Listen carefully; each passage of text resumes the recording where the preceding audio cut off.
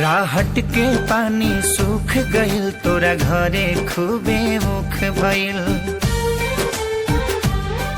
बाबूजी खूबे याद करस तोर माई जोड़ा, कोसी भरस रोसना के गाय बिका गइल, मोहना के जोड़ा बेटा भइल। तोरा में हरारू के कंगना खन के परौ बोले ना बतिया मन के। बाबू माई बहिन थक गइल कही कही के।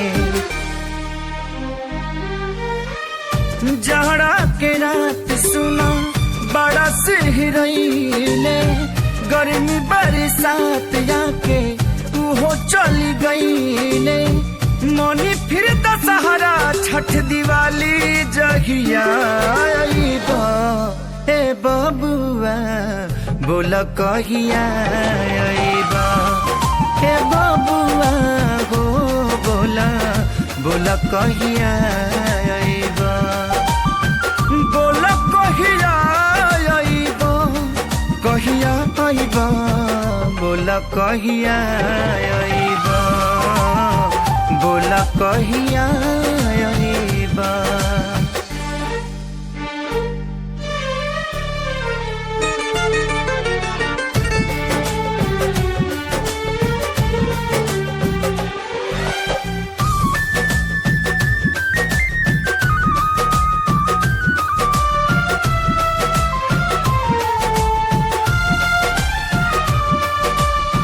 लागल बाटे खेत में कटनिया हो, भैया डलस खोप पाछ जनिया हो।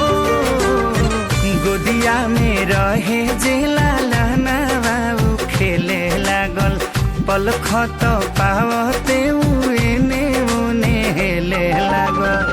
तोरा दीदिया के भइल जब विदाई, रोवत रहे कही कही भाई हो भाई।